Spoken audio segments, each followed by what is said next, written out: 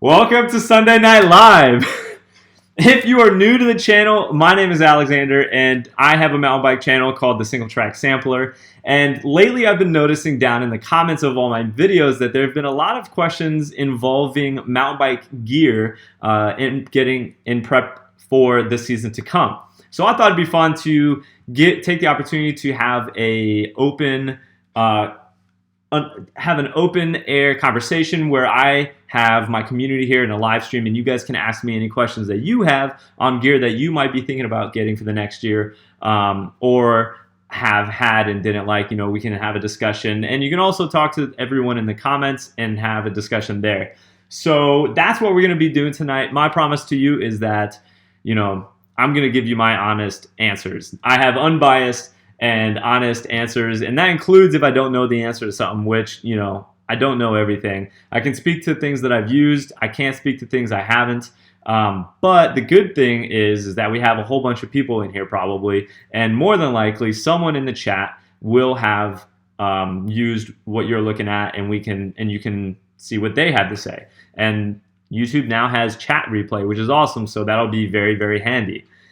So yeah, that is the game plan for tonight. It's a little bit different. I'm pretty sure that was a really stressful last 8 minutes, so I'm gonna go ahead and treat myself real quick. Check this out. Check out this. I got this beer tonight that I've never had, and I had to get it because it said this on the top. Our mission is to produce beer without pretension while being free and a little crazy. I dig that. And it's this art on it is crazy. Baked Goods Hoppy Ale. So that's what I'm going to be sipping on here while we chat tonight. Can you guys let me know, is my voice echoey or anything, or do I need to put these on? Yo, what up? What up, Brian?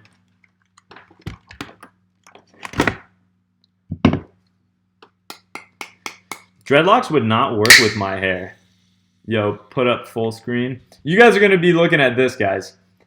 We're going to be using the screen to look at things, which is why I wanted to do it on the computer. Okay, voice is good. Thanks, Joe.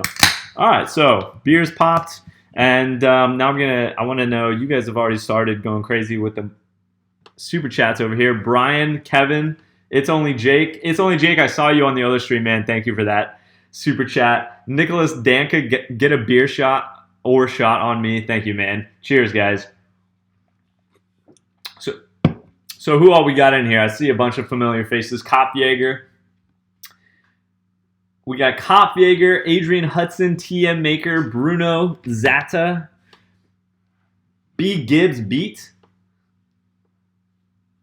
Scurvy, Matthew Zaniga.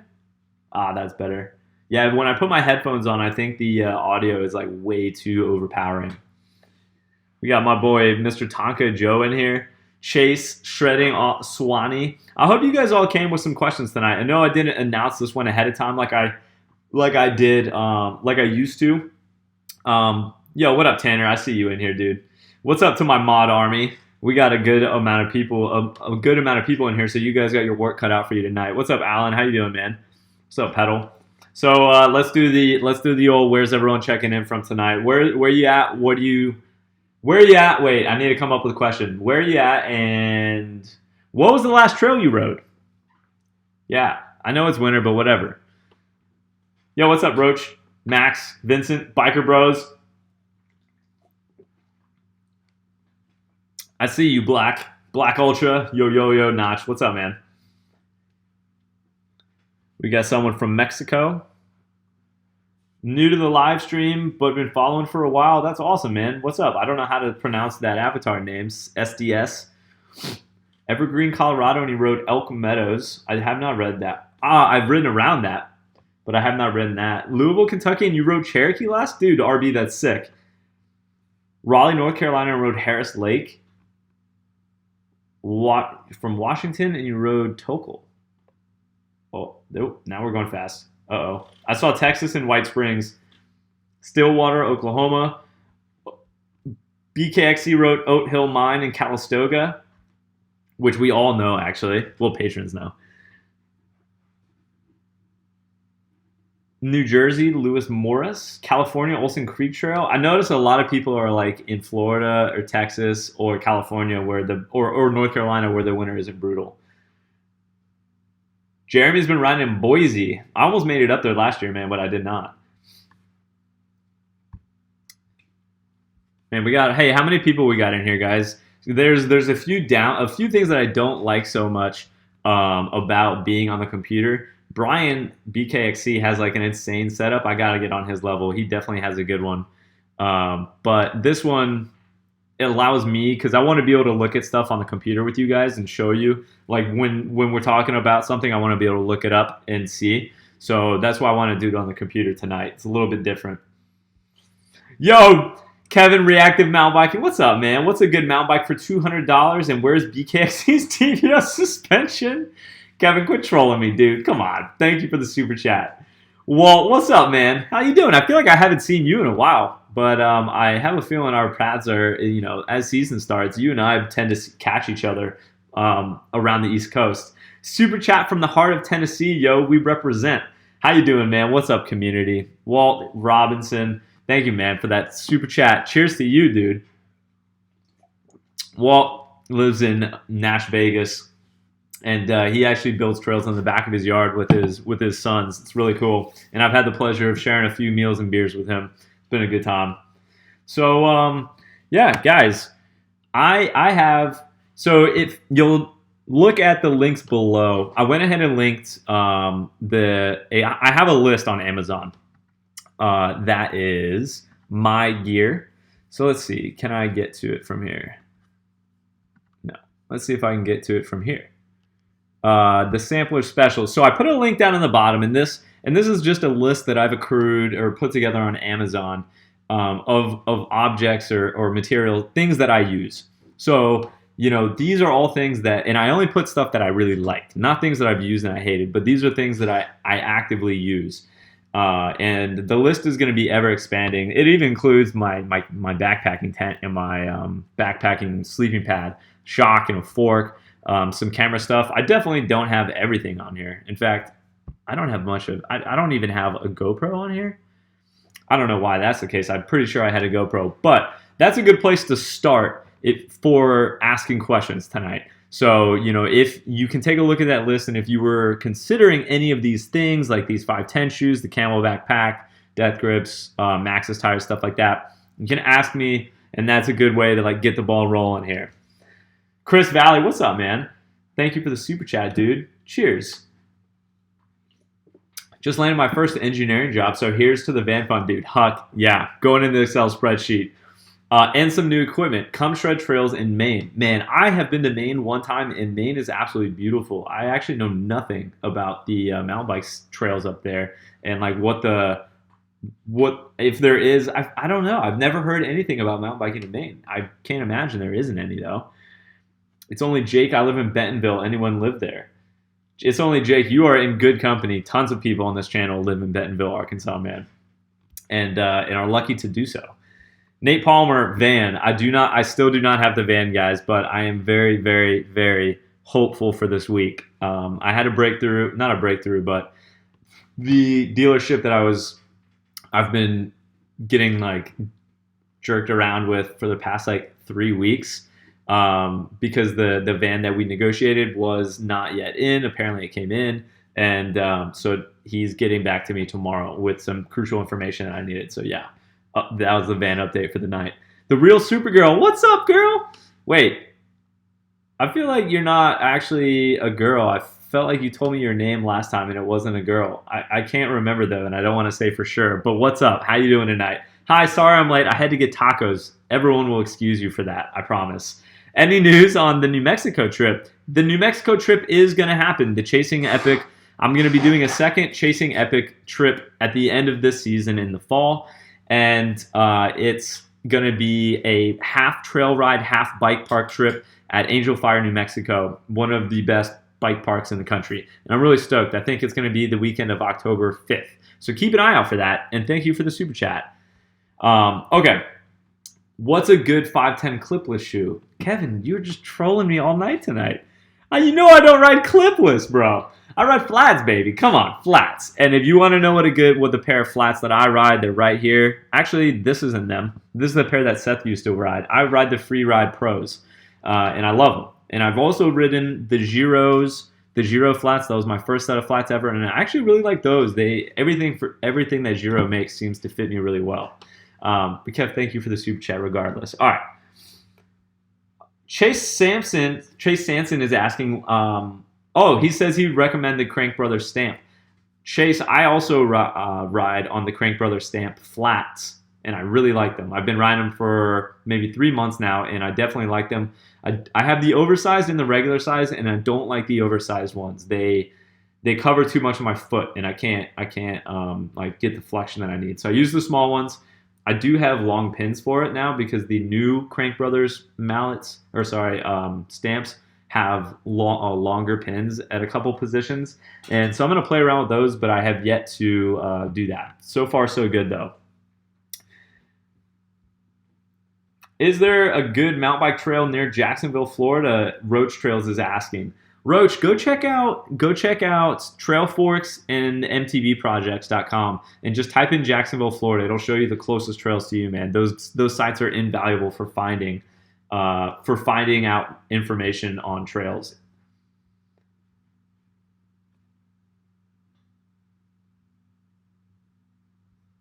Are any ride videos, Shanna? Yes, ride videos are going to be coming out on Tuesday and Thursday of this week. I've already got them both filmed, and I was working on editing them right up until this stream started. So yeah, definitely check out, be ready for those. They should be fun.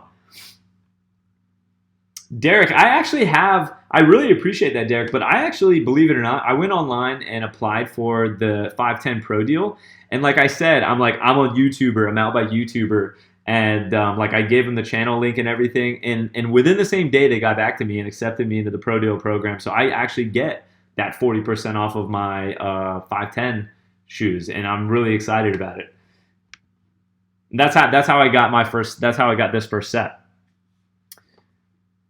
Tippy Toe TV, what helmet? So Tippy Toe TV, I currently use this helmet right here. Oh, this is my old helmet. Let's see, I currently use this helmet right here, the Giro Montero, and I really like it. It's super comfortable. In my opinion, helmets have come a long way, and the helmets are a lot going to be about fit. The helmet is something I would not order offline because you're going to end up going back and forth exchanging it a bunch of times, because regardless of how good a helmet is, functional wise, it has to fit your head well in order for that function to really work. For instance, I really wanted to have a convertible helmet this season, so I really wanted the Bell Super to work for me, and I went because it's a lightweight convertible helmet that you can add a chin bar on, and I went to a bike shop to try it on, and it just didn't fit my head. I don't know what about it, but there was no way it was going to work. And I was really bummed, but then I put on this Giro one, and it just fit. It showed me what a helmet is supposed to fit like, and yeah. So I do know that Giro has another helmet that is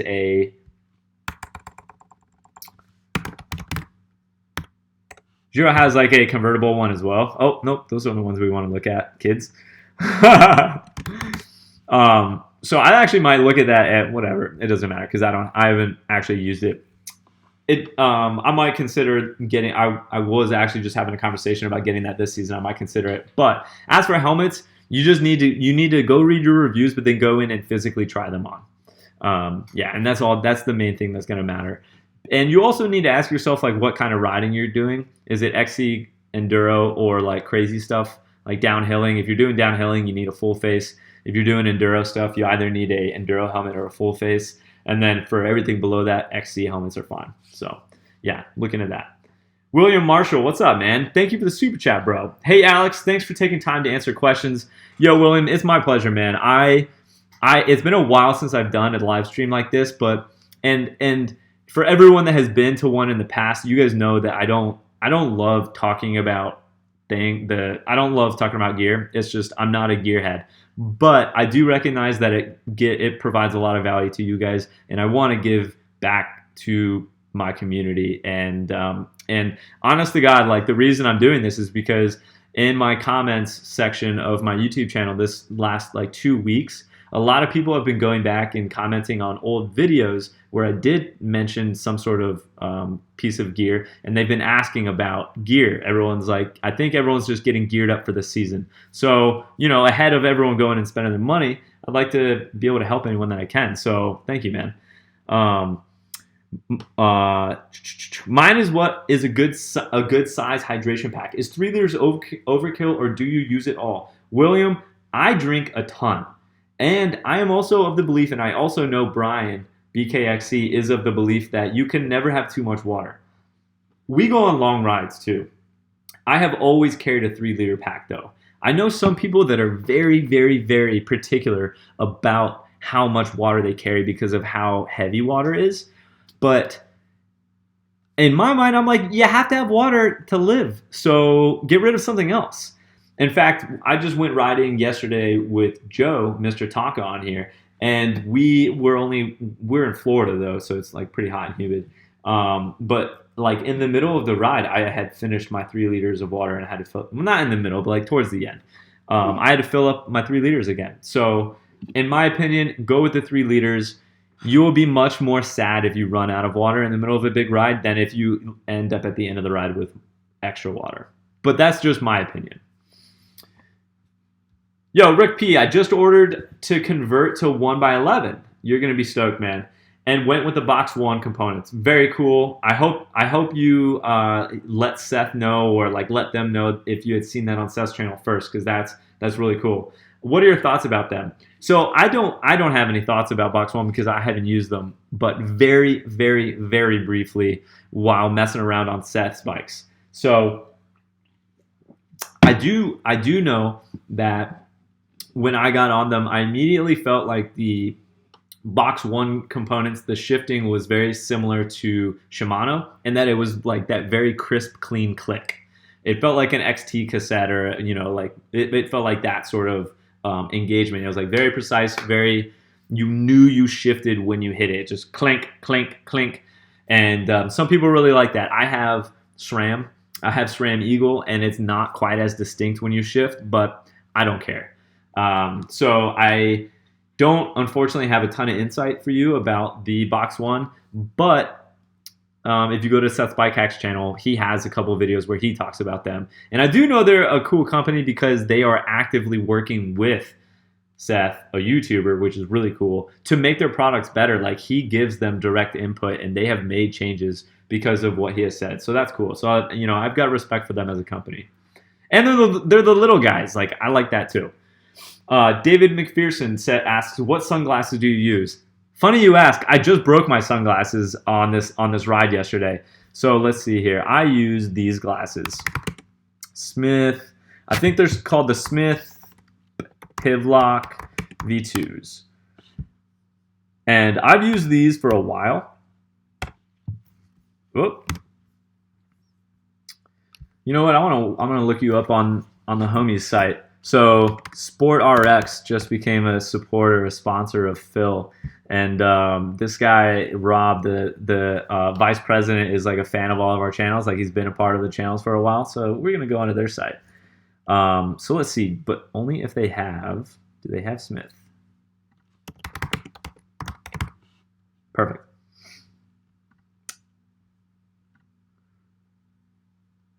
Boom. So these are the new versions of the ones that I have. I have the older ones, the Smith Pivlock V2. Unfortunately, they just broke. And fortunately, homie from the channel, Kevin McBride, Reactive Mountain Biking over here, actually just sent me a pair of Oakleys, which is outrageous, but perfect timing because I just snapped mine. I really like these. The glasses, again, are kind of like the helmets in that they're about fit, in my opinion. If you ask Brian and Seth, they have a really hard time finding. Well, actually, we've all had a really hard time finding glasses that fit our heads. But I ran across these a few years ago, and they fit, so I just kept using them.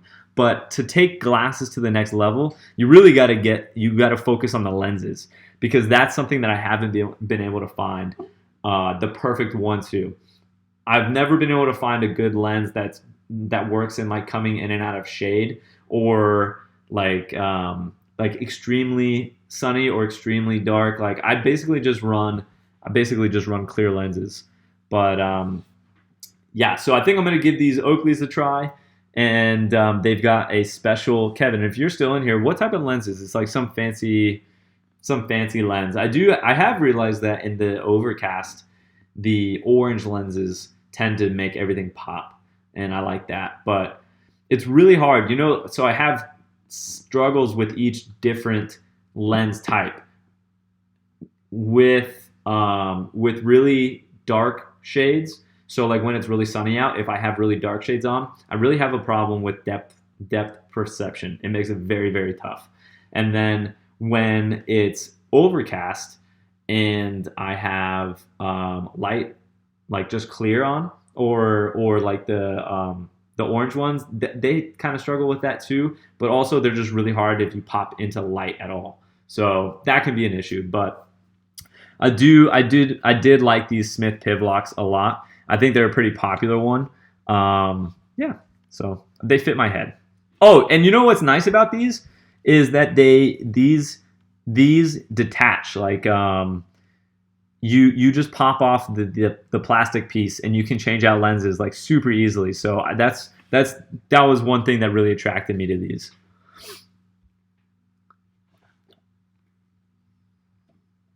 Yo, Nate, what's up, man? Thank you, dude. Prism Trail. That's right. The Prism Trail. That is the name of the ones. Yes. So the Prism Trail are the name of the lenses. Rob over at SportRx, the guy like the vice president of this website, he said that they're insane, and that's what's on the new glasses that I have, and I'm stoked to try. All right, let's see. Yo, Brian, what's up, BKXC, dude? Thank you so much for the super chat, man. I've got some van warming presents ready to go, dude. Cannot wait to get back to business. Dude, me too, Brian. I can't wait to see you, man. I can't wait to ride. I just can't wait to get this thing kicked off again. It's been way too long. I think it's been a year since I've seen you now, man. That's insane. Also, van warming presents. Get me curious there. TJ Howard, what's up, man? It's always so good to see you, dude. I hope you are well. A longtime member of the community here, TJ Howard. TJ, are you a mod? I'm scrolling back through here. I think you are, but if you're not, you really should be. If 3, oh, he's asking me an SAT question. If 3x minus y is 12, what is the value of 8x divided by 2y? Uh-oh. Now, my first instinct is this actually a question that's that's doable, because it doesn't look like I can figure out exactly what x or y are. I bet that there's going to be multiple values, you know what I'm saying?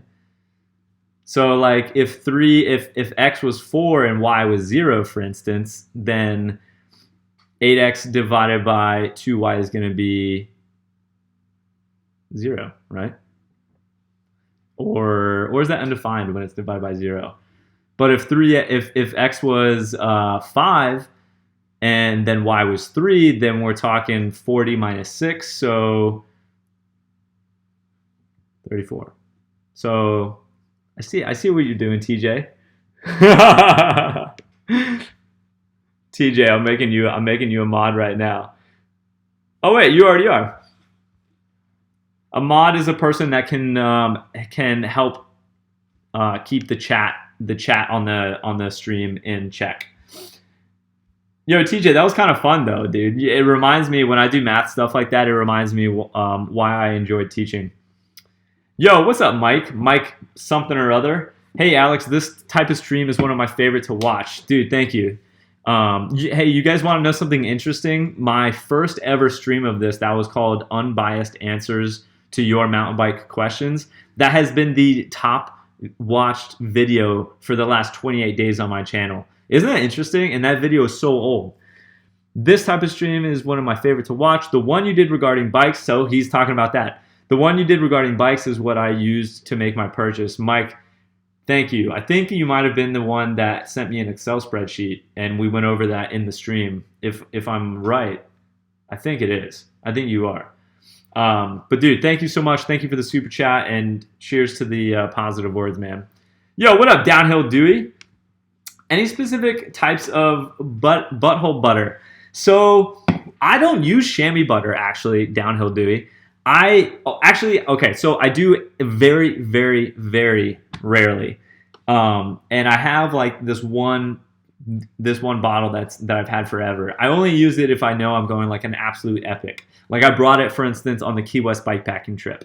But in general, I don't use chamois cream. And for anyone that doesn't know what he's talking about, this is what we're talking about. So this is the stuff that I use, that I have. This is the exact bottle that I have. And what this stuff does is it just provides lubrication for down in your chamois to keep everything moving and keep the chafe down. So I've used this. I've heard of this other one, Happy Bottom Butter. And I think this is like a smaller Happy Bottom Butter. Oh yeah, a vegan cycling chamois butter. I thought that was so funny that they put vegan in here, like you're gonna eat this thing. But I do have, I think Aventron sent me one of these a while back, and I have yet to use it just because I don't use chamois cream. But yeah, if anyone else uses chamois cream, they'll be probably of more help than I will in the chat, Downhill Dewey. But dude, thank you so much for the super chat, and man, it was a pleasure watching your video earlier this week. Downhill Dewey also makes YouTube videos, and he's like, I watched all the way back to the beginning and all the way up to where he's at now, and I think you've made some serious progression and are way ahead of where I was when I was at your spot. So keep up the hard work, dude. Yo, the real Supergirl is indeed a girl. I mentioned my wife last time. That's what you did. You got me all confused. What happened with the Diamondback? I am still looking for a new bike. Would you recommend it? So I still have the Diamondback, and I'm gonna get off the chamois cream. I still have the Diamondback. I still enjoy the Diamondback. That shock squeak, I haven't been able to get rid of it, so I'm setting the shock back in, which is gonna, just delay me being on that bike.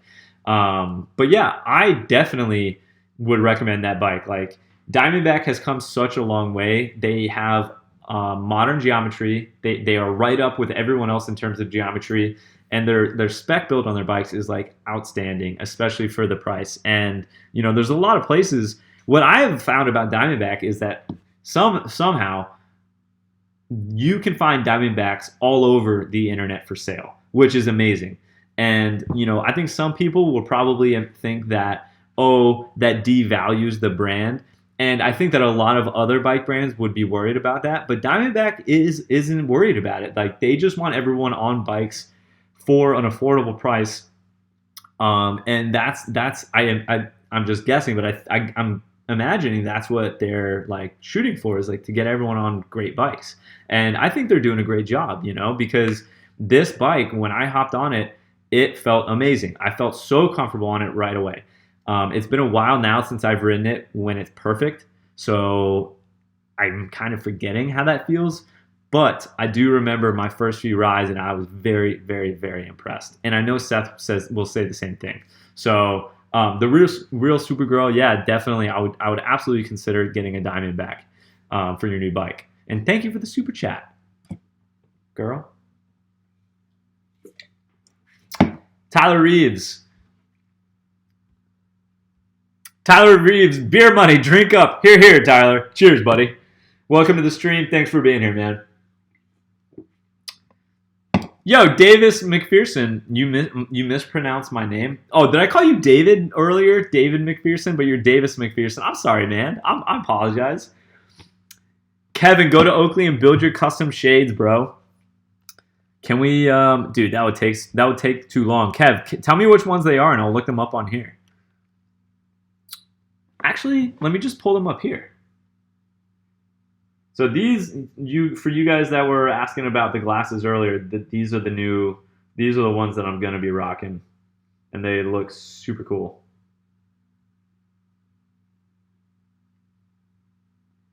I gotta scroll back in my chat with Seth because Seth has them right now at his house. Holy cow! Where is it?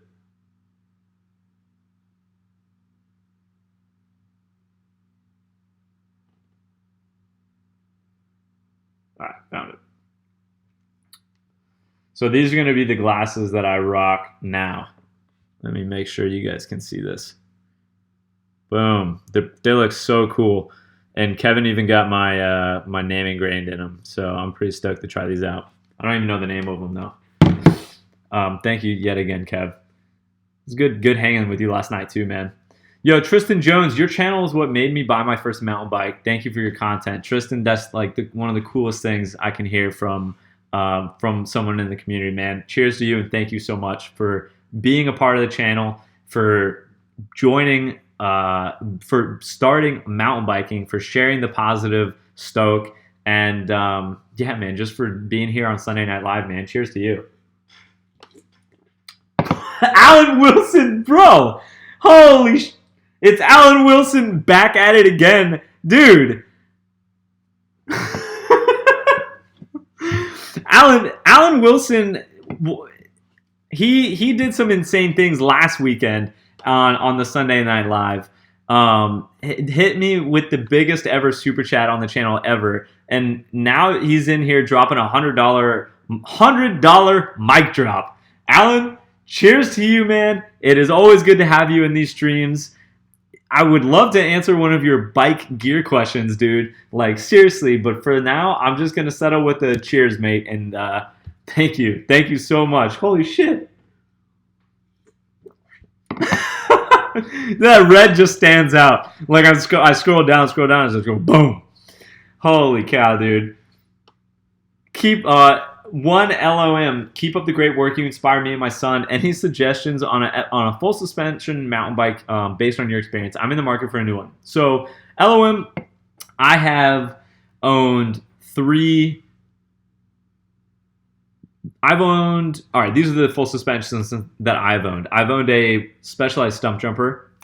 Loved it. It was great. I didn't know a ton about bikes when I had that one, so I wouldn't have really known any different. But it was awesome, and it took a ton of abuse. Then I had a Cannondale Jekyll.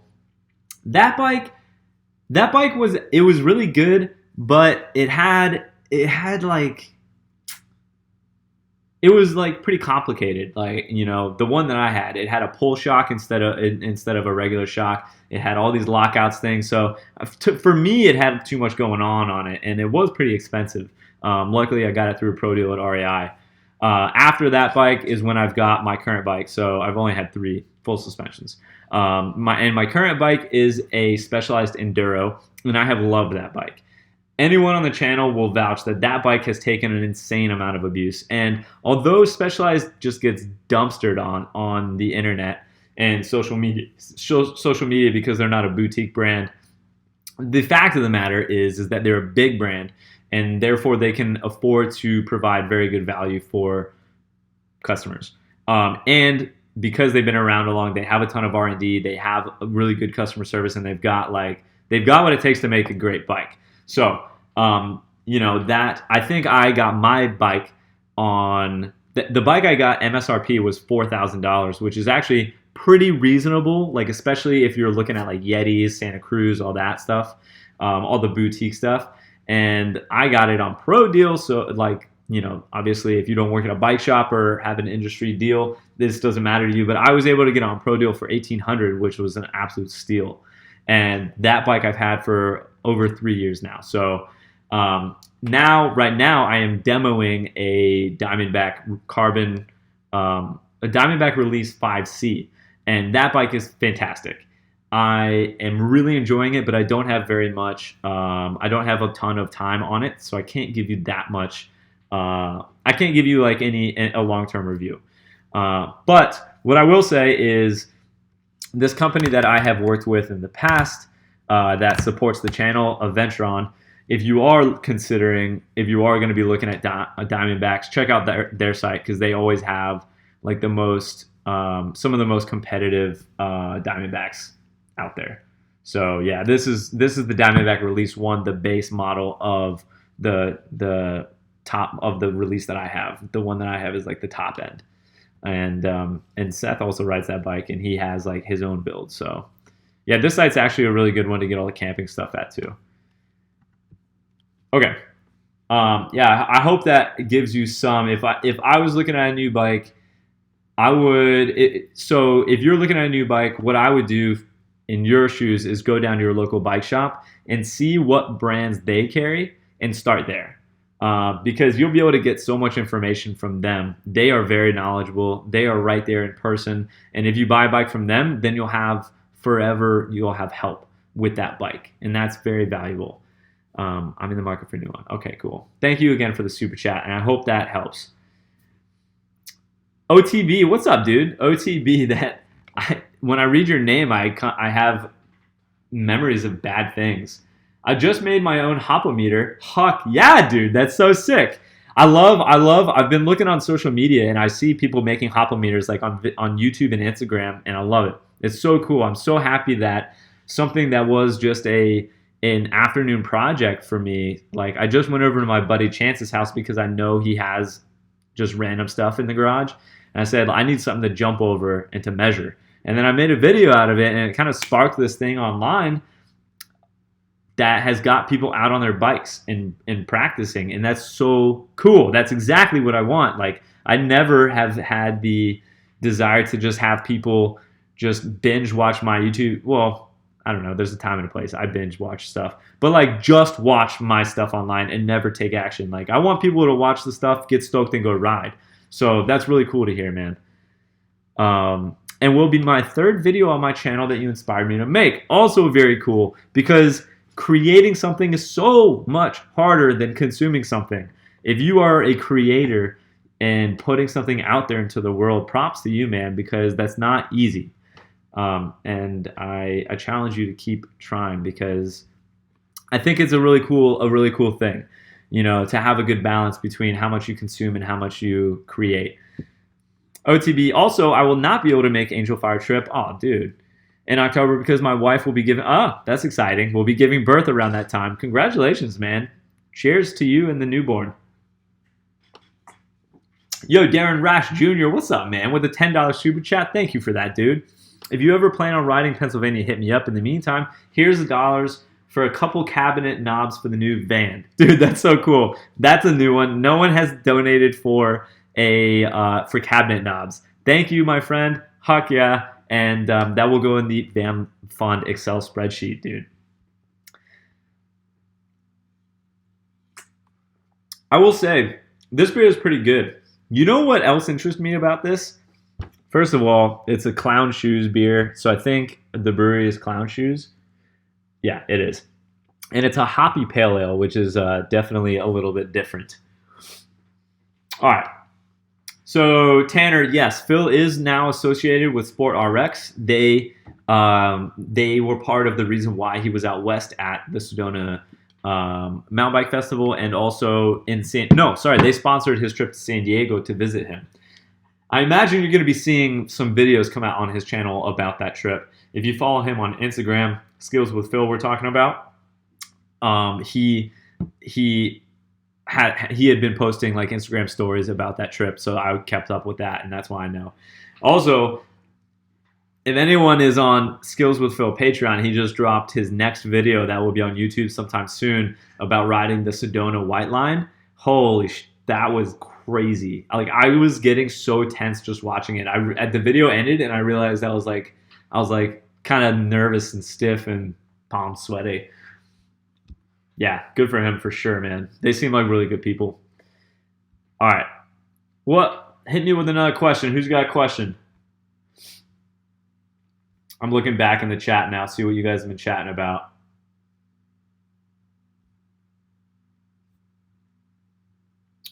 You guys are talking tires. Anyone have any tire questions for me? I'm gonna be trying a fair bit of new tire setups this season. Because Maxxis has agreed to help me out, keep me on fresh meat like throughout the entire season, which means I will actually have the luxury of doing so, whereas, you know, otherwise tires are insane expensive. So I right now have not got anything new, but I will be trying some new stuff in the future once I get back out on the road. And I hope to make a video about tires, because I feel like tires are one of those things that just like no one really understands and no one puts nearly enough thought or time into, because they're so important, but they're kind of complicated for something that's so simple, you know? Yo, Aiden just got a job at a bike shop. That's so sick. How much did you like working at a bike shop? Aiden, working at a bike shop is amazing, especially if you have some very good mentors as like head mechanics. That definitely makes that definitely is very important. I will say you're gonna struggle at some points because you know you're the Grom. You're gonna be doing a lot of bike cleaning, a lot of rental cleaning, and a lot of like grunt work. But you gotta put in your dues. That's how it works. I've done that many times. I did that for the whole season that I was at Absolute Bikes, basically. And if I was able to come in and like watch one of the head mechanics do something new, that was a really awesome moment that I would always, or an opportunity that I would always seize. But that would be in between. The majority of what I did was washing rental bikes and like doing things like tire changes and new cables, like the simple stuff, you know. So yeah, take your time and just be a sponge. Listen and learn. That's what you got to do.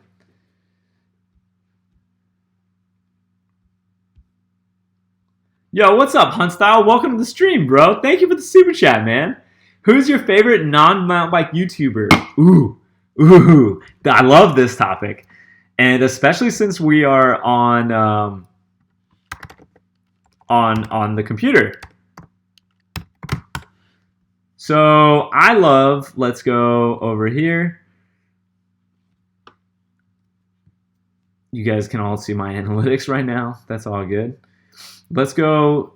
You know what I should do is I should open an incognito window and go to YouTube, so that, because otherwise you guys are going to have to just see like my recommended page. And on my recommended page, I'll tell you all, I have like, I'm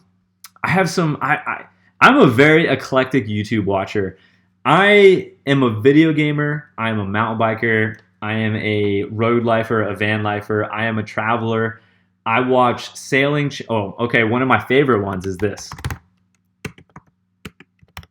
I love these guys because I think they're very similar to me. So this channel, Sailing SV Delos, this dude left Seattle like 8 years ago. He worked his whole life. This guy that's actually it right here.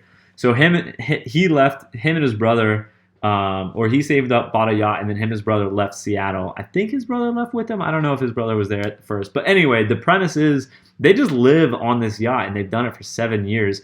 But the coolest thing is that there's 3 of them. There's him, his brother, and his girl. But they have a rotating group of people coming on and off the boat all the time.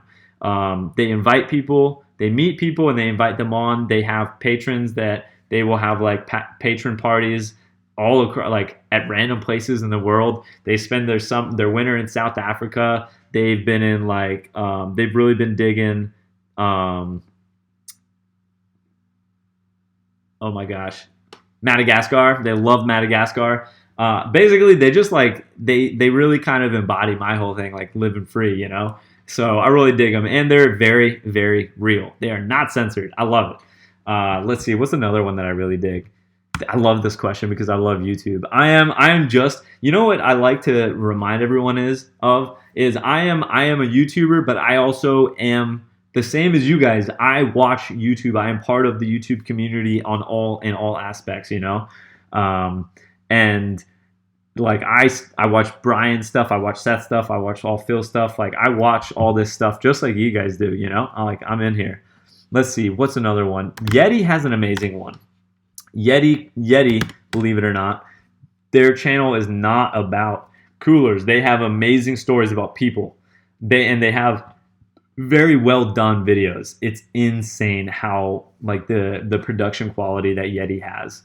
So these and what I really enjoy is that they focus on character. Like they pick a person or even a dog. This one's about a dog, and it's really good. But that's what I think makes them special. Let's see. What else? What's a really weird one that you guys might not know?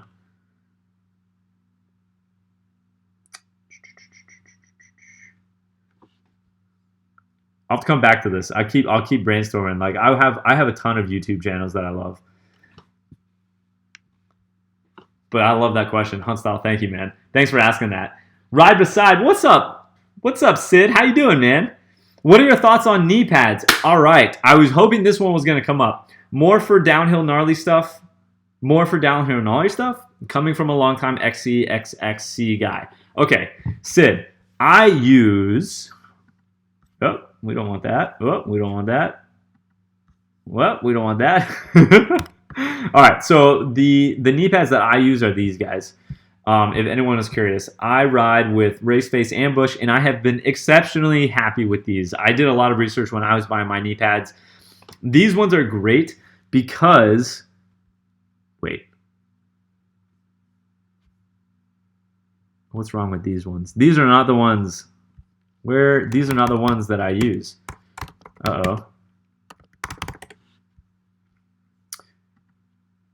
These are the ones that I use. So the ones that I use are these, and this is important because what you'll see here is that they have Velcro here, here, and here, and that means that you can take these on and off without taking your shoes off. So one thing about knee pads is a lot of them require you to take your shoes off and slide them up your leg. These ones don't, so that's awesome. These ones also have something that's very important in that you can't, let's see, oh, these are the arm. Let's see, I want to get a better shot at them. Let's go over here to Jensen. Let's see.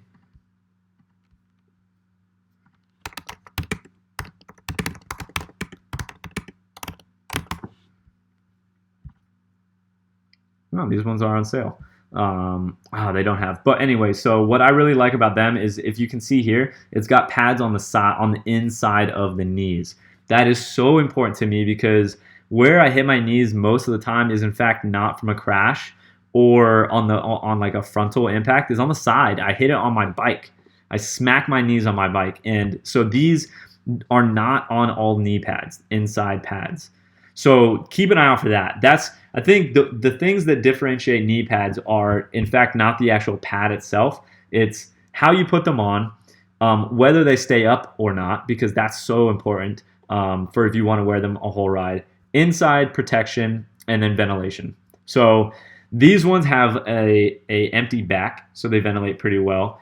They are they're a little bit more burly on the burly side. There are many more less. There are a lot more low key ones, but these ones I feel like give me the protection that I want, and I can just deal with I can deal with the size. So Seth has been rocking, and Joe, Mr. Tonka, just got these ones. Cali protective knee pads. So these are a little bit more low-key.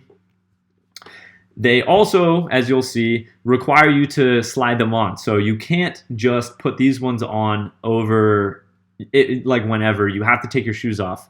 And, I think that's a negative. But I will say they fold up to like almost nothing. These ones are so portable, which was great. And Joe, who's in the comments right now, so you can ask him, he said that they stayed up the entire ride no problem when we rode the other day. Now, he hasn't gone down on them because he just got them. And they do have a little bit of inside protection here. So, they've got that. But yeah, I can only speak towards the Raceface ones. Those are the only knee pads I've ever had. I've had them for a couple years now too, so they're definitely very durable. I put them in a washing machine and everything. And I shove them. What I'll do is I'll shove them in my backpack for the climb up, and then I'll stop at the top and put them on because I don't have to take off my shoes, and then I'll bomb the downhill with them on. And I have done climbs with them, and they're not as comfortable as not having knee pads on, but I find them to be just fine. So yeah, man. Thanks for asking that question. I'm glad knee pads came up because a lot of people, that was one of the things that a lot of people were commenting on. Said, yo, what's up, Hawk767? For the van fun. Huck, yeah, dude. Thank you. Cheers to you. You got me stoked to start riding. Spent the end of last summer riding a cheap bike, but currently waiting to pick up a 2018 Rockhopper Expert. Sweet, dude. Hell yeah. And spend the summer learning. That's so sick. You're probably so excited right now because Oh, you're about to pick it up, so it's like perfect timing because as soon as you get that bike, it's gonna be like riding season. And yeah, man, I'm really excited for you. And thank you for being in the stream. Thanks for being part of the community. And I look forward to hearing how you progress. It's quite amazing going from a cheap, like first bike that a lot of people start with, like a Huffy or something, to something as well built as a Specialized rock hopper. Because I mean, just the craftsmanship you'll feel the difference immediately. It's amazing. So yeah, dude, I hope you enjoy it, and thank you for the super chat. Yo, Alan Wilson again. Jeez, bro. Thank you so much for the super chat, man. I'm thinking about putting a 27.5 on the front, and the back doesn't have enough room. Would a 27.5 on the front affect an old 26er with a 120 millimeters of travel much? Going to be a bit before I can build my own lefty.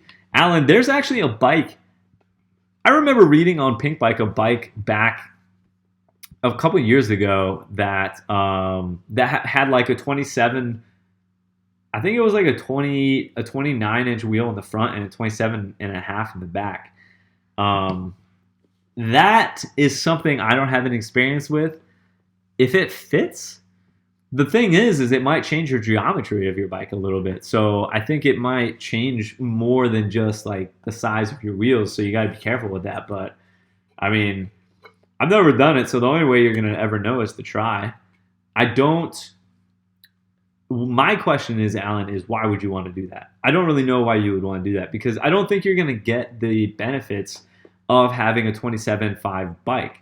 The benefits of having the 27.5 is going to be like rollover stuff, and have like carry more rolling momentum. But if your back wheel is only 26, I think it's possible you do more harm than good by like changing the geometry of your bike.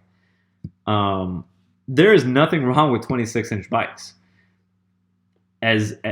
despite what social media and advertising wants you to hear or know, or racers. You know, for racers that are racing, sure, 26 is far inferior to 29. But for us, the average Joe, the casual rider, 26-inch wheels are fantastic and probably more fun than any of the other ones as well.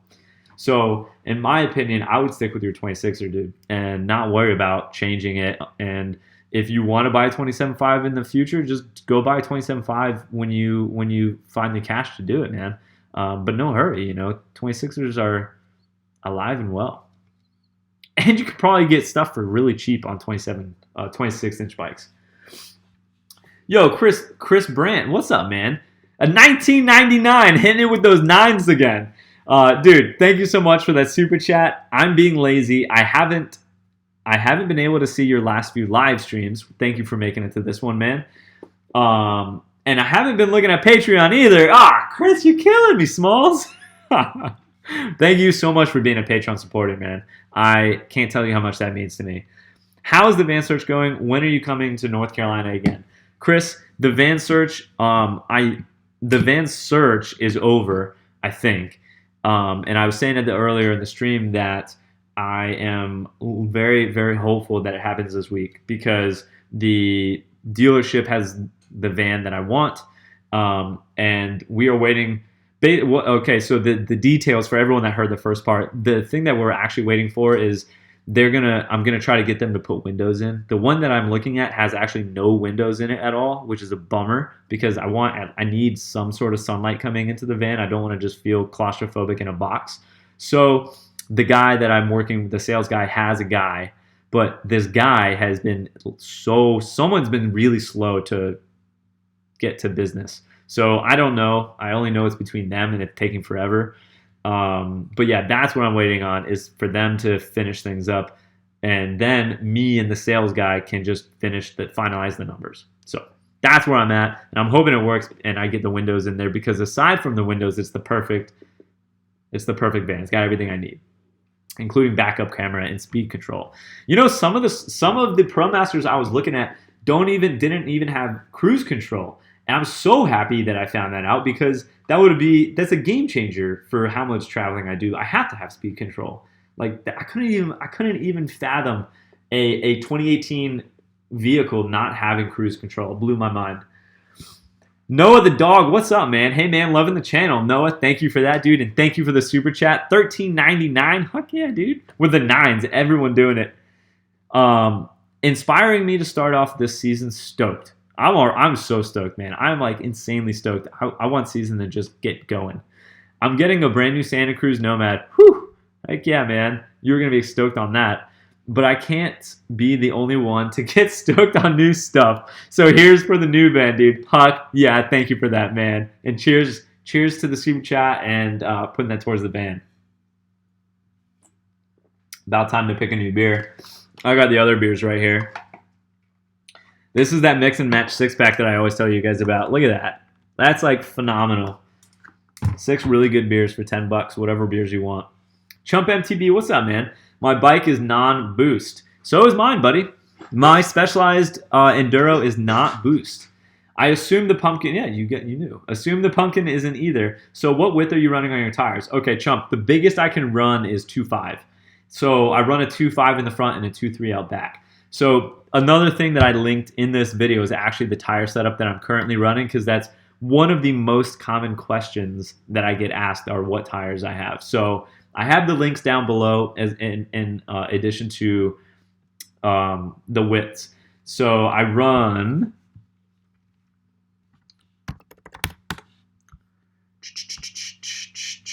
I'll show everyone what I'm doing here. You guys can all go in the description of the video and see this, but I'll just pull it up on stream if my internet will work. I hope the internet's working. That would be a bummer. I am not going to the Sea Otter Classic, guys. To be honest, I'm not a huge fan of mountain bike fest, like that big of mountain bike festivals. I don't, like, I want to come see people, but I'd rather it be a more low-key chill thing. Mountain. I feel like Maxxis is just not working right now. Well, that's a bummer.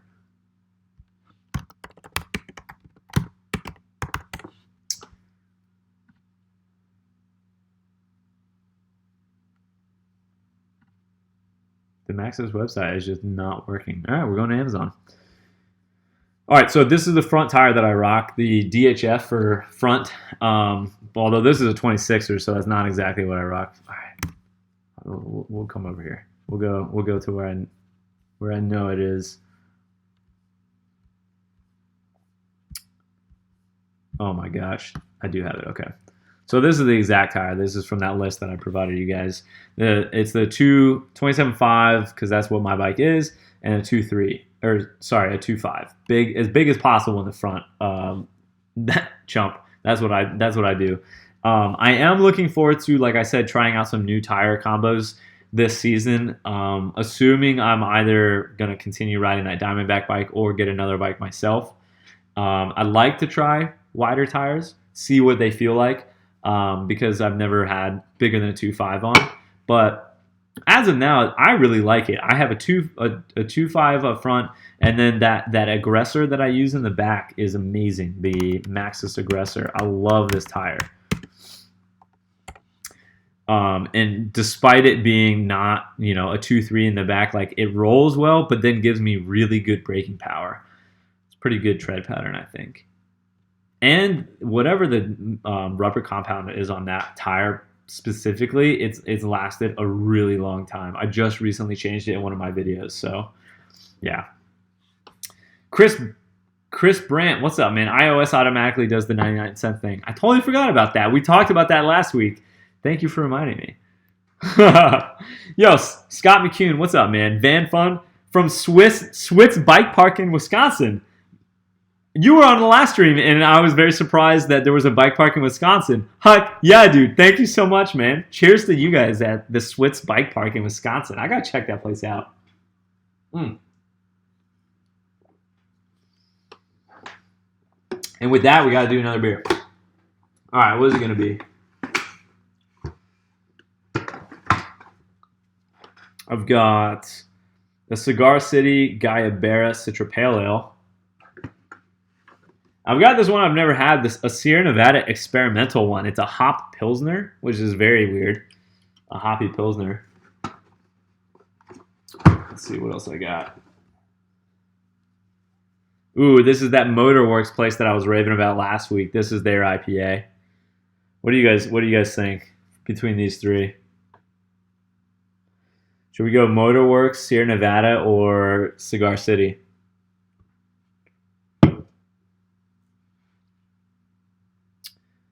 Watching from Wisconsin right now. All right.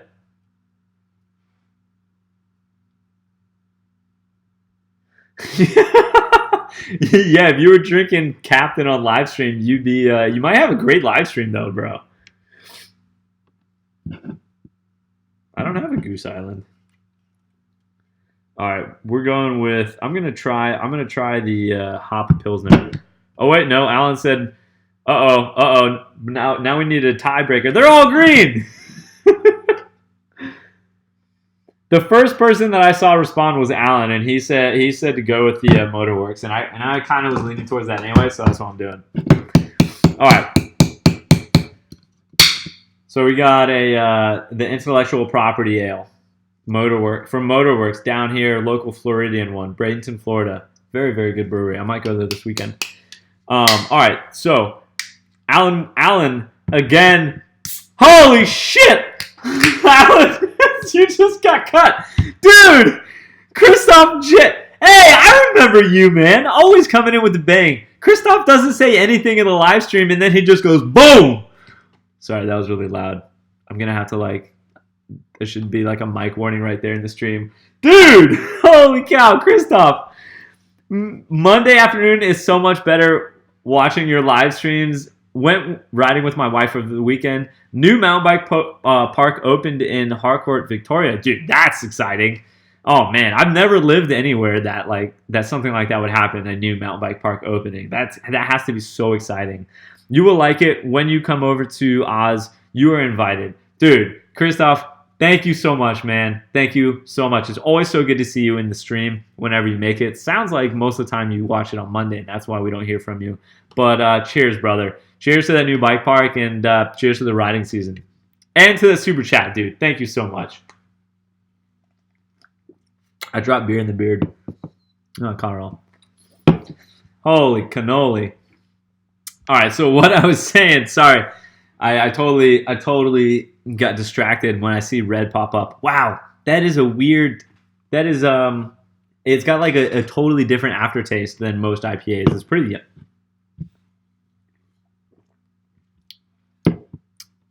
very yummy. It's actually got a super yummy aftertaste. I like it. It's not bitter. It's not a bitter aftertaste. Alan Wilson said, thanks, Alex. I love this lefty. One day I want to build an Evo with a lefty fork and crazy components. Alan, I get a feeling you like Franken bikes, and that's cool, man. I know there's I got a lot of friends that love that type of stuff. I mean, Seth, if Seth wasn't riding Seth likes Franken bikes. You guys see it on his channel all the time. Also, check Patreon for a beer teaser photo. I already saw that, dude. I just didn't respond to it yet. I saw it. It looks awesome. Very delicious. And I like that your bike looked dirty, man, which means you've been riding it. Chump MTB, thanks for the tire info. Yeah, man, my pleasure. I hope I answered your question for what you were looking for. I think that's a good combo. I do think that it's possible to get a 2.4. So you could put a 2.4 in the back. I don't know how much that's going to help you, but 2.3 will help you with your pedaling and rolling resistance, keeping it low. Also, is Flagstaff still in April? If so, possible patron ride. So Chump, that plan of making it down to Arizona in April is a no-go now because of how this van situation has turned out. Because I don't have a van yet, and because of how late the build is starting, I'm going to have to probably fly out to my Chasing Epic trip in Moab. That's in April 18th. Initially, I had planned on driving out in early April, having all this done already, but now I'm going to have to fly out there and then fly back so I can continue building the van with Seth through May. So I probably will not make it to Arizona until possibly in the end of the season, the shoulder season, after I do the Chasing Epic trip in Angel Fire, New Mexico. I'm bummed because I love it down there, and I apologize for getting anyone's hopes too high. plans change, and you got to roll with the punches. Like, I definitely wish that I had all this done earlier, but that's not the case. So we'll get a ride in sometime, man. We will. Downhill Dewey's got to run. Thanks again for the feedback on my videos. Dewey, it's a pleasure, man. Keep up the hard work, and thank you for being a part of this community, and thank you for that super chat, man. You have a great night. Yo, what's up, Handcuff Charlie? I dented my front rim today, but it didn't leak. I dented my rear rim several months ago. Strongly considering carbon rims now. Any suggestions? Handcuff Charlie, there are now more than ever tons of options of carbon rims. It seems to be the thing that every single bike company wants to have their own line of. You've had Santa Cruz come out with their new carbon rims that they had Danny McCaskill advertise for them. You got Trek, Bontrager came out with their new ones, and these are all like in the $1,300 range. I just had a conversation about this the other night, and it's crazy because it used to be back when carbon rims just came out, you could get carbon rims for like $2,300. So everyone was looking. I remember there were all these videos of people trying out like the Chinese carbon rims, and they were cracking them and making videos of it. Totally wasn't worth it. But like your alternative was $2,300 or $3,000 Easton Haven, Mavic, i9, or Envy rims. Those were like the big guys, and it was absurdly expensive. Now you can get a really good deal on carbon rims. It's kind of crazy. And the only ones that I've used are Specialized's personal brand, which is holy cow, what is the name? Specialized, oh my gosh. I don't even know what carbon rims I have. Specialized carbon rims. Roval, these ones. So I have these rims. Let's make sure. Yes. So these are the ones that I have. Obviously not in 29. So I have Roval Traverse SL Fatties that have a pretty wide internal width. I think they're like 33 millimeters. But honestly, so I don't know a ton about carbon rims. I'll tell you that. But I think if you were just trying to break into, I do know that they make a huge difference. I'll tell you that. So the fact that the price has become so much more affordable, and when I say affordable, please, they're still stupid expensive. $1,300, like that's a ton of money, and it's like an insane, like in comparison to a bike, that's absurd. But I'm comparing this to what you used to have to pay. So it is one of the best upgrades you can make to a bike. It completely changes how the ride feels. I would do some hunting and simply see what deal you can get. That's what I would do, man. If I was looking for carbon rims, so my Rovals, I didn't like want Rovals. That was just what I had a pro deal on. I was able to get them for pro deal like $700, so of course I did it. But if I were you, I'd shop like Jensen USA. I was on there a minute ago. Jensen. I even think that like who else came out with carbon rims recently? Oh, i9. So i9 makes some of the best carbon rims. As you guys all know, I did a tour of their factory, and they make some. They actually are making some, like they've been known for making the most top end ones, but I think they're making more affordable ones. So maybe check them out. But I would go look at like Bontrager, Specialized, Santa Cruz's, i9, Envies, all of those, and like see if you can find a deal. But aside from that, I mean, I just think you'll be happy. You'd be happy grabbing some carbon rims. You know what I came across when I was buying carbon rims is that, aluminum rims are also really expensive. Wheels in general are just really expensive. So when you're looking at the price of the carbon, also research what aluminum ones you would buy.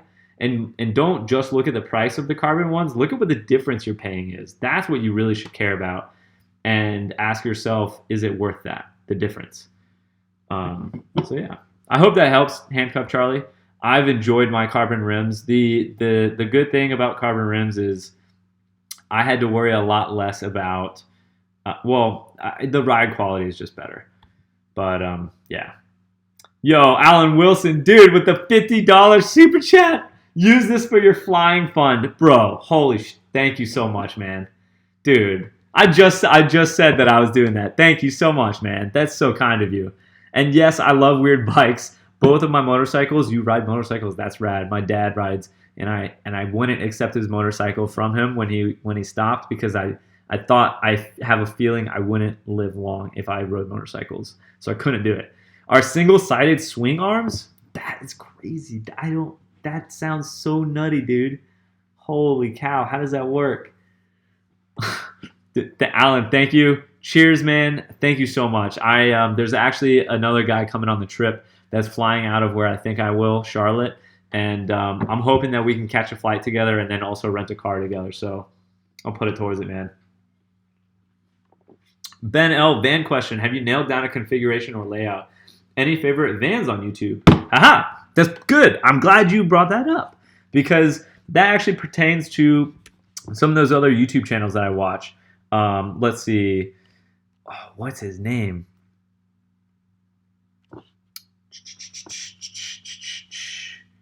Let's just look up alternative living. Okay, so this is a good channel, exploring alternatives. Oh, this is the guy I wanted, Dylan Magastar. This guy's cool. So this guy also is a van liver, van dweller, and he basically does tours of other people's interesting living situations. Something I love is I love hearing other people's stories about how different people live.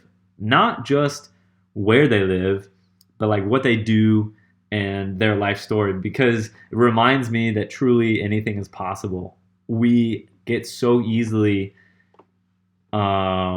we so quickly or easily prescribe to the idea that there's like actually there's this that you can be anything, do anything, but like that even what you get told when you get told that it's a very narrow scope of things.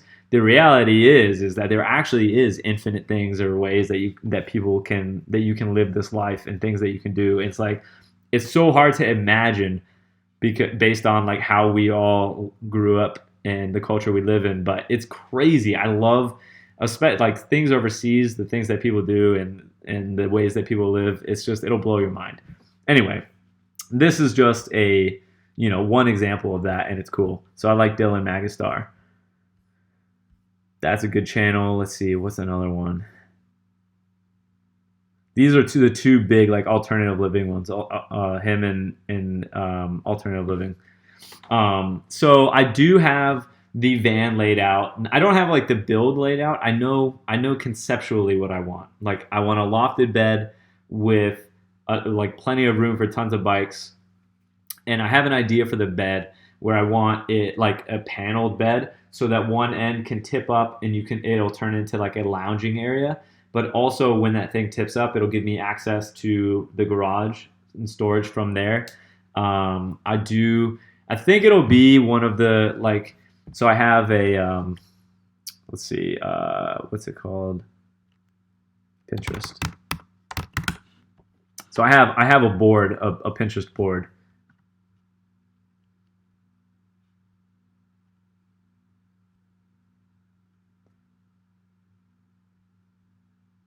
My internet's going so slow.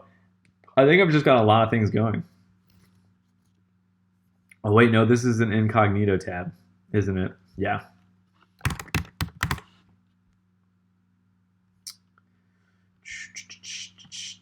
All right, let's go to the van life tab. So I'll give you guys an idea. So this is a pretty simple one. I like that. It's got just the bed, and you see how there's rails? A lot of people have like a full frame, but I want to just put rails and have it simple. And then there's this one, where is it?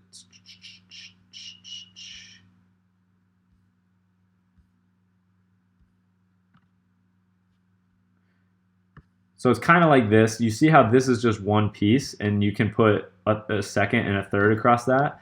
And then what that means is you could actually take them down and have a full height, a full cargo area. If you need something really tall to go in the back, you could have that option. I think that's actually pretty cool.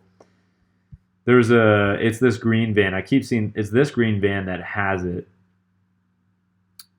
Oh, check that out. That's a double decker. Pinterest is really fun for this stuff.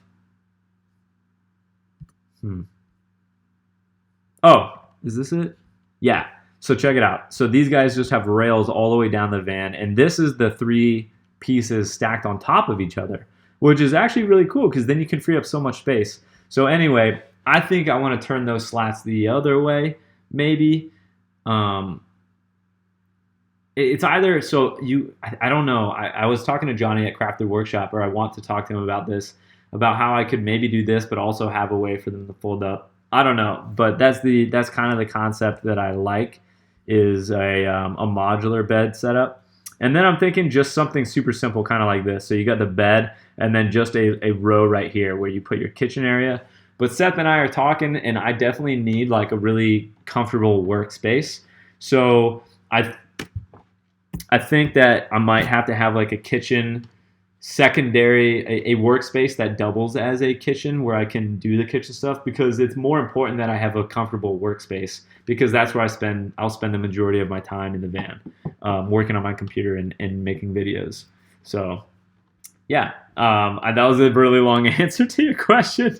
But yeah, dude, I hope you enjoy those YouTube channels. They're really fun.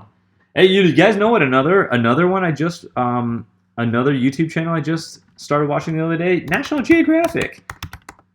Every big TV channel is now doing YouTube, because they've all figured out that it's going big, or it's going ham. And National Geographic had me hooked on. I started binge watching National Geographic. It was pretty fun. Anyway. Yo, Jared Barr, dude, what's up, man? A $49.99 super chat, dude. Thank you, man, and cheers to that. Great meeting you at Alafaya on Sunday, dude. I'm Jared. That was so much fun. I wish I had my footage connected to my computer, because I was editing the video, and you're in it, of course. Dude, it was so good meeting you, and I'm so happy you found the channel, man. So I just met Jared at Alafaya with Mr. Tonka this week, and he helped us do some filming, man. He was a super cool dude, and we actually ended up hanging out for like an hour or more. And he didn't know about the channel, and now what do you know? Here he is. Of course I told him, but yeah. I have that cool photo of me in your super cool camping chair. I want to put that on Instagram soon. Dude, thank you so much for thank you so much for helping us film. That was so awesome and handy. And the shots that came out are so good, man. But yeah, and thank you again for the super chat, dude. And welcome to the channel, man. That's so cool. That's so cool that it's so rare that I meet someone in the real world before I meet them on the channel these days, you know? So that's so neat. Yo, Zane the Adrenaline Rider, what's up, bro? $1 super chat, thank you, dude. The mic drop.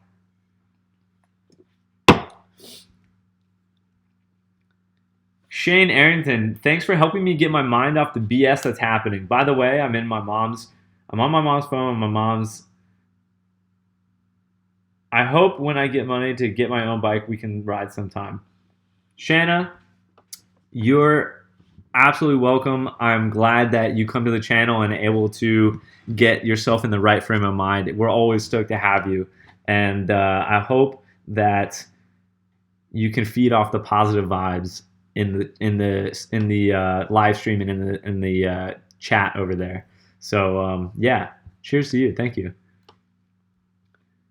Chris George, you should binge watch Acorn Arabia. 2 dudes building a sailboat. Yeah, I've been watching quite a bit of sailing stuff. I think maybe if I think when I get into that mindset of I'm thinking about my whole life and how it's gonna run out, when I get to the point that I'm not able to ride a bike, I take some sort of solace in the fact that I can sail.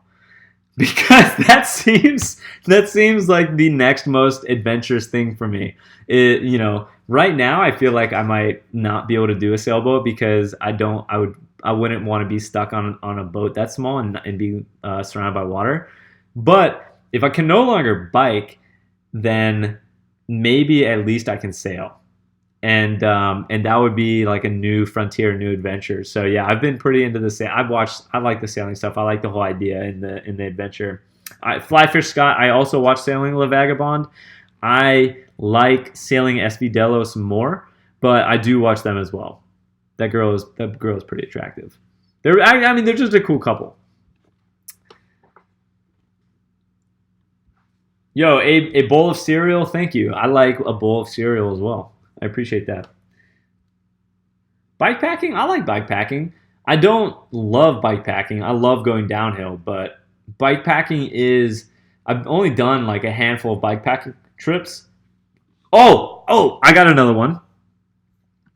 I think.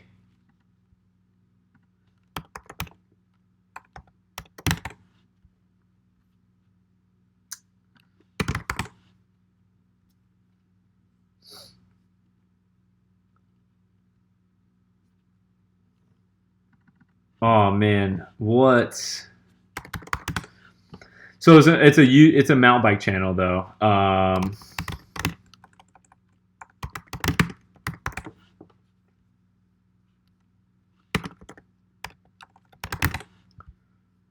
Wow, what? I don't know if I'm gonna be able to find it for you guys though. Hey, it's Skills with Phil and Seth on a tandem bike.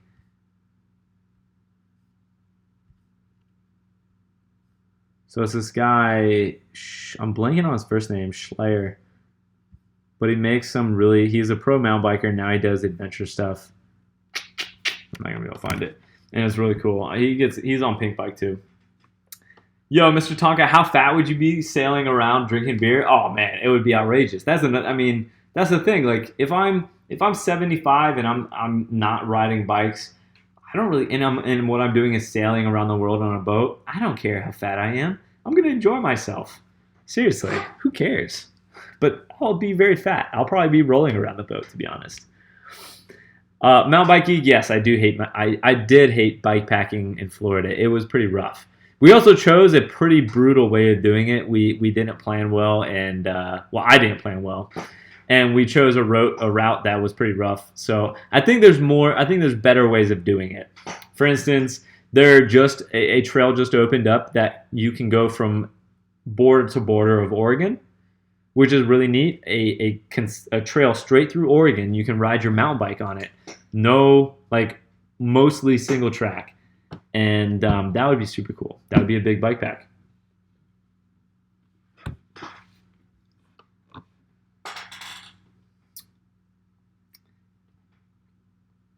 Any more mountain bike gear questions, guys?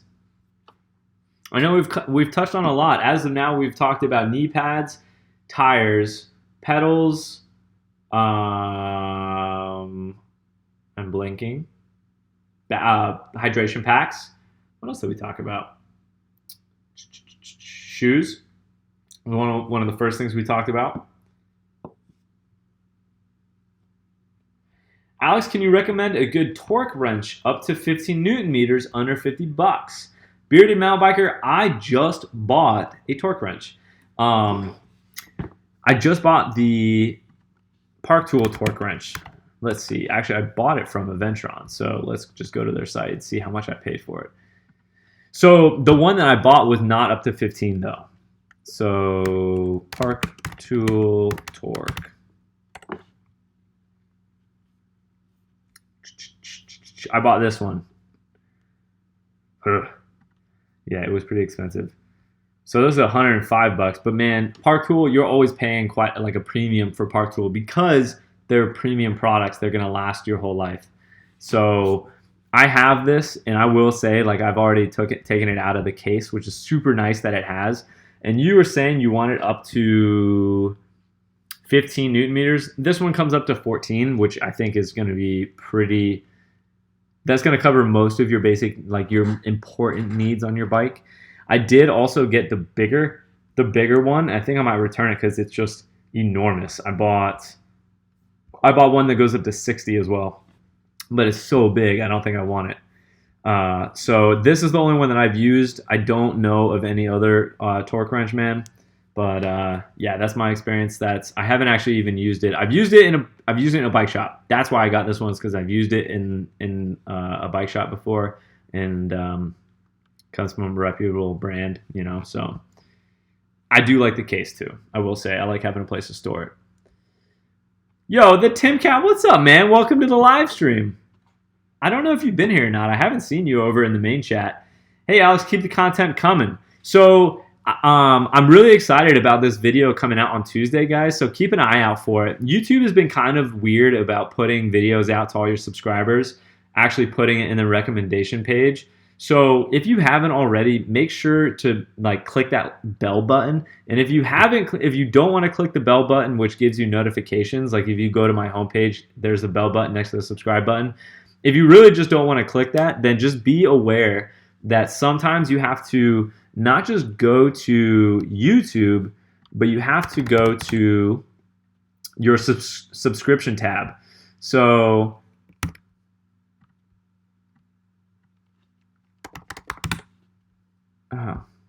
I just wanted youtube.com, not dashboard.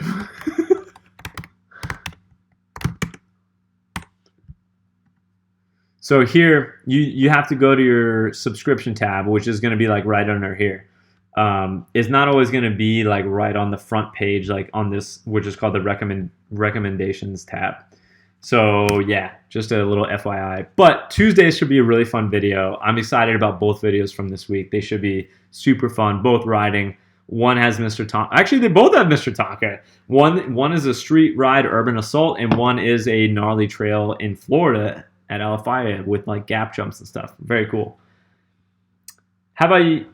Oh, what are you guys talking about over here? Venzo.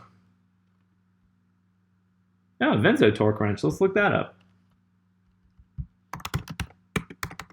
This is what's awesome about the community and the chat, because can someone tell me how many people we got in here still? I have no idea. Oh, there it is on Jensen. There we go. It's not under $50 though. It's $87.99. Oh, it comes with the bits. That's good. I will tell you, the Park Tool one, the Park Tool one comes with no bits, none. I had to buy a separate bit set, and I'm not really happy with them because they're huge.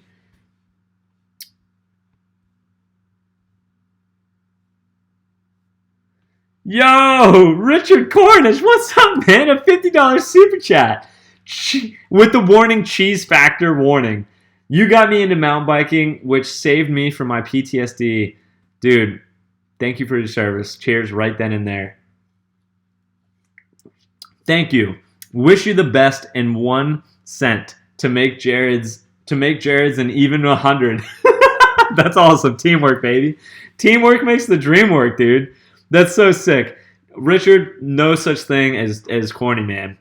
Those are cheesy. Those are the comments that make this all real to me, dude. So thank you for taking the time and spending $50 in super chat to get that message across to me, man, because it makes everything that I do real, to know that people are on the channel and finding positivity in mountain biking. It is so powerful. And I thank you for sharing the stoke right back at me, dude. So that's going straight into the van fund.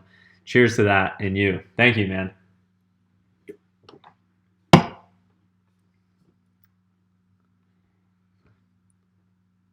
Yeah, I will say that this is pretty sick that it comes with the bits. The Park Tool one I had to pay for bits with. Yo, Hardcastle, what's up, man? Hey, Alex, you, Seth, and Phil, and Brian have officially gotten me super stoked about mountain biking in Central Florida. Hardcastle, it's so cool. Isn't it awesome that there's mountain biking in Florida? I really have enjoyed the past couple of months being in Florida and being able to get the word out that there is actually mountain biking here, because everyone would think, like, they would just think Florida. No, there's definitely not. But there's some amazing mountain biking, and this is where I fell in love with mountain biking for the first time. So it's got a special place in my heart. I'm in Orlando. Any thoughts on the Mason 2 from Diamondback? So I answered a question about the Mason 2 last live stream I did about bike buying, and I think the Mason is a great, from the looks of it. I've never ridden it, but from the looks of it, it's a great mountain bike. It's a great first mountain bike, or it's not even a great first mountain bike. It's a great mountain bike for the value. So let's look it up. I know it's on. It's here. Let's look up Mason. I can't. I'm having a hard time. Yeah. Okay. I thought that this was the bike. Nah, dude. This bike looks so dope. And you know what I like? I like that it's not a full suspension. So what I was trying to think of. Oh, it looks like they're sold out of a whole bunch. Let's see. Oh, but you're looking at the Mason too. Yeah, but they're still sold out of the large.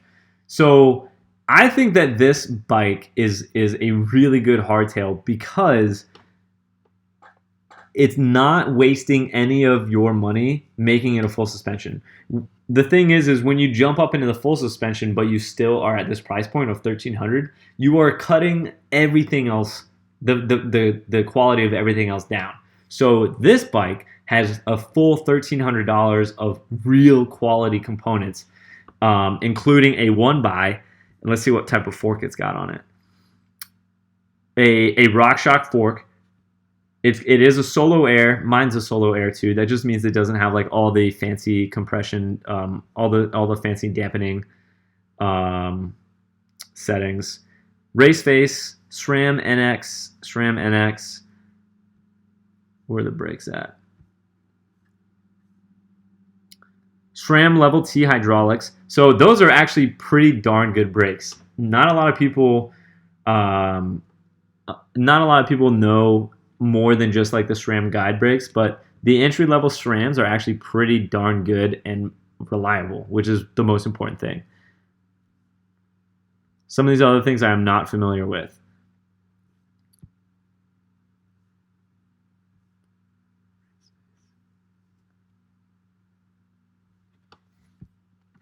Honestly, I think it's a great bike. I think it looks like a really good hardtail.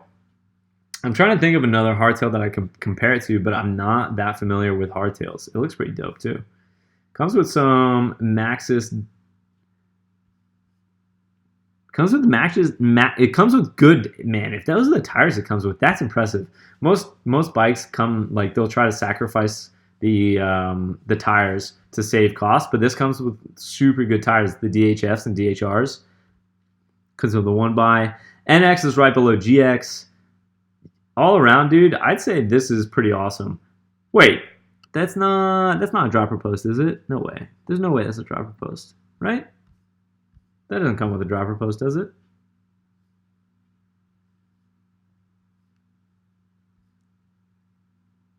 Comes with the dropper post, dude. Yeah, I mean the value on this bike is pretty darn good. I'm not gonna lie. I'll tell you the same thing I tell everyone else. You probably should go ride it because how things look on paper is one thing, but how they actually feel on a trail is another. Or even on the street, like if you just can go see it at your local shop. If you can buy it from somewhere that you can return it, I don't know if that's possible. But yeah, dude, it looks pretty good to me. I'm not gonna lie. I like the fact that you're looking at a 1,300 hardtail instead of trying to. A lot of people will try to say, I have $1,300. I should go full squish. But you're getting a lot better value for your stuff by sticking with the hardtail and not having to get that second suspension. So I hope that helps you, Hardcastle. I hope. I know that's not it's not definitive, but there's no definitive answers to a question like that. Dude, Hardcastle, Huck, yeah, dude, I just saw that. Thank you so much, man. Thank you for being a supporter on Patreon. My supporters on Patreon are what keep this channel alive. They are the lifeblood of everything, and I look forward to sharing my behind-the-scenes extra, like extended cut patron cuts with you, and hopefully get you on a patron ride sometime, dude.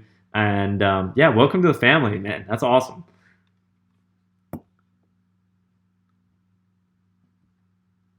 So Norteno, although I totally disagree with you bashing other bikes, I do think that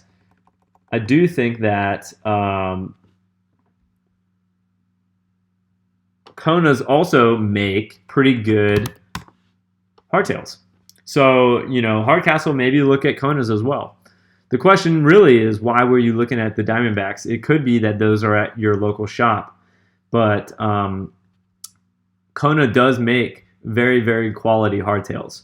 So it might be another brand that you want to check out. Looks like this Hanzo. I've heard the name. I've heard this Hanzo name before, but I don't know anything about it. So it might be another brand to look at. I think Kona is a very, very another good bang for your buck bike. Like where is it? Not their Process. One of their other full suspensions we had at Absolute Bikes, and it was really good. The Hey. The Hey is like a super good full suspension bike, and it has very good components, and like at the price point it just rides really well. They don't get a lot of recognition though, Kona. It's a shame. Y Cycles S7, Zachary. I've been riding a Y Cycles dirt jumper for the past 2 months, and man, I've been loving their bike. They are going to be more expensive though because it's a boutique brand and they are also titanium. So everything's going to be more expensive at Y Cycles. But the ride is like just impeccable. It's so good. And that dirt jumper is awesome. All right, we're going to go. Man, we've already gone 2 hours, guys. Well, not exactly 2 hours. I guess we'll go to midnight. We're going to go 5 more minutes. It's not a full 2 hours, but we'll go 5 more minutes. So take this opportunity. Ask me any questions that you guys have been sitting on this whole time.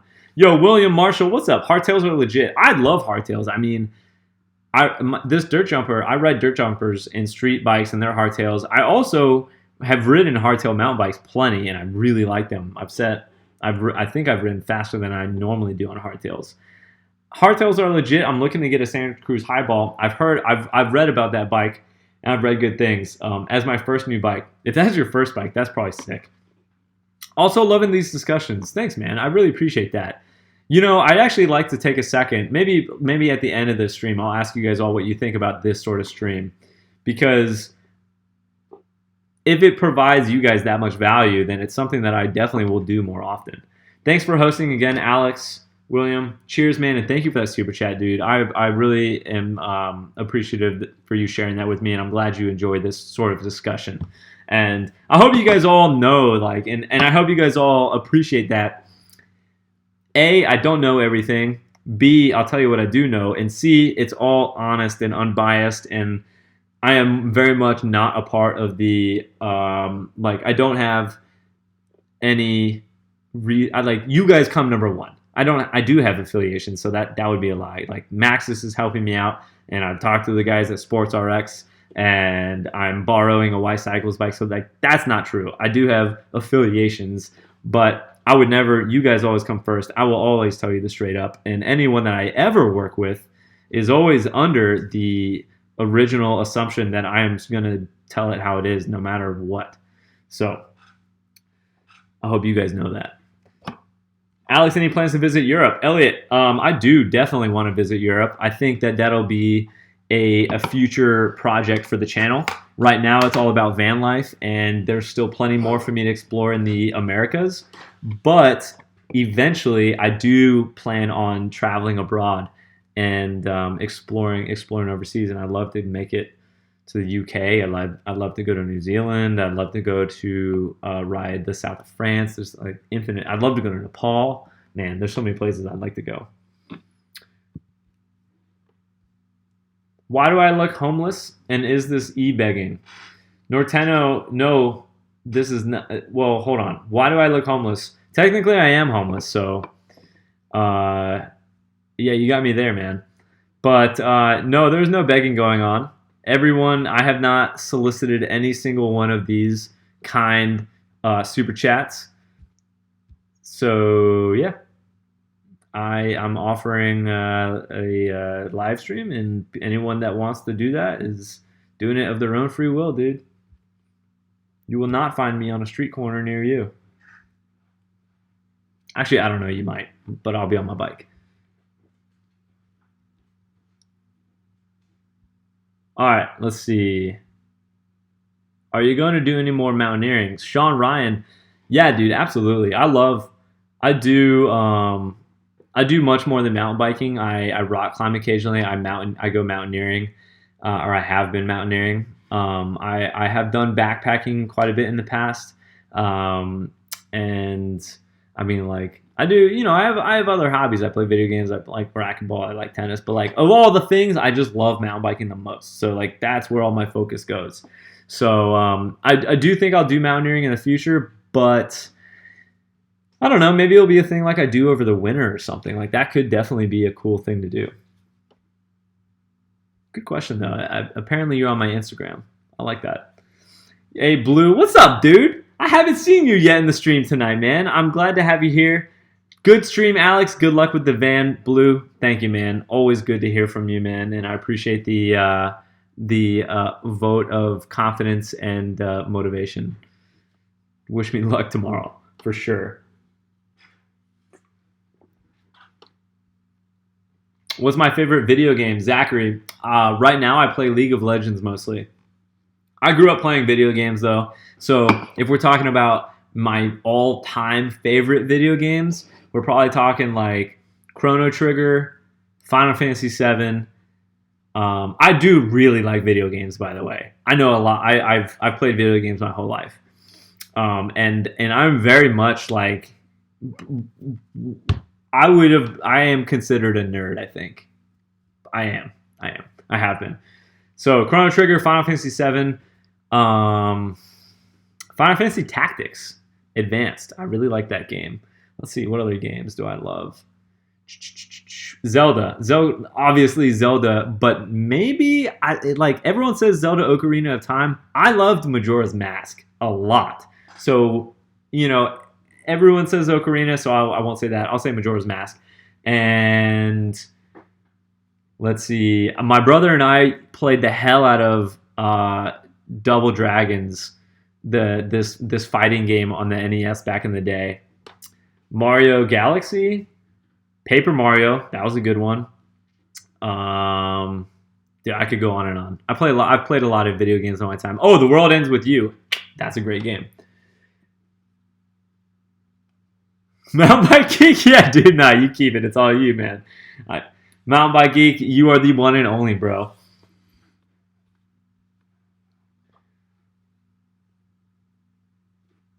What, do we have any other gamers? I don't see anyone. Nope, no one's a gamer. Are Fox Ranger gloves good? A bowl of cereal? I have not ever used the Fox Ranger gloves. The Twitchy Nick, I just saw your comment, dude. That's pretty sick. I had a buddy that almost started working at Riot recently, but didn't want to move to Japan. Yeah, League of Legends is what I play when I find good internet when I'm out on the road and I need, like, when I've been riding really hard and I need a full day in an internet cafe. I'll like sit there and edit and play League of Legends. But anyway, a bowl of cereal. I've been using hand up gloves recently. I really think that I really like the minimalist gloves. The first ones that I used that were minimalist were actually a pair of Troy Lee design gloves. They're just very, very minimal. And although that's the only thing I've ever used of their brand, it made me realize that I didn't want all of the excess stuff. I don't want Velcro. I don't want pads on my gloves. I don't want anything. And then I met the hand up glove guys, and I've been wearing their stuff ever since, just because they are the most simplistic and comfortable glove that I've come across. So yeah, mountain biking, I agree with you, man. Mountain biking is like a balance, dude. It's a balance. Zelda games are definitely good. All right, so it's 12:02. We're gonna wrap up the stream, guys. But before we do that, if you guys could all let me know, like, do you guys? This is a healthy mix of conversation and information. So, what do you guys think of this sort of stream? We're on my computer. We're not on my phone. I'm not out in a garage. I'm not by my bike. We're talking about things and products, which, you know, I don't ever want to make the focus, but I do acknowledge the fact that we all need this sort of information. So do you guys find this sort of stream helpful? Do you guys find this sort of stream informative? Do you guys enjoy it in general? I'd love to know right now in the comments. Yes to hand up for sure.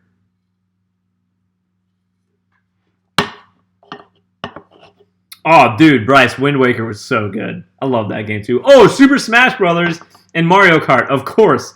I can't believe I left those two out. Okay, so you guys like this. Yeah, before you guys all leave, do me a favor and hit the thumbs up on this, because that'll shoot this video out to everyone else when we end the stream, so that they can watch it post stream. I would very greatly appreciate it. Smash that like button. Looks like everyone, I appreciate that, guys. Everyone seems to enjoy this sort of stream. This is good for me to know.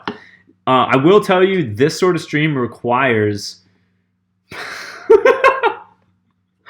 this sort of stream does require me to have a little bit better internet connection, because I have to do it from my computer, not my phone. So, you know, when I get back on the road, I won't have a ton of opportunities to do this, but maybe when I do, I'll seize that opportunity more often. All right, guys. Well, thank you everyone for coming out for another very, very fun. Yeah, I should let you guys know, I always enjoy this. I always enjoy the Sunday Night Live, like hanging out with the crew. It's always fun to communicate with my community here on Sunday nights. So I appreciate everyone coming out to hang. Thank you for yet another really fun Sunday Night Live. Thank you for every single one of the extremely generous super chats. Thank you for everyone that supports me on Patreon and makes this channel possible. And keep an eye out on Tuesday for the next riding video that I hope you guys all enjoy. And until then, you know what to do. Live free, ride hard, and get stoked. I'll see you guys very soon. And I'm not going to be able to just end the video, because it takes a second to end this sort of video. So awkward.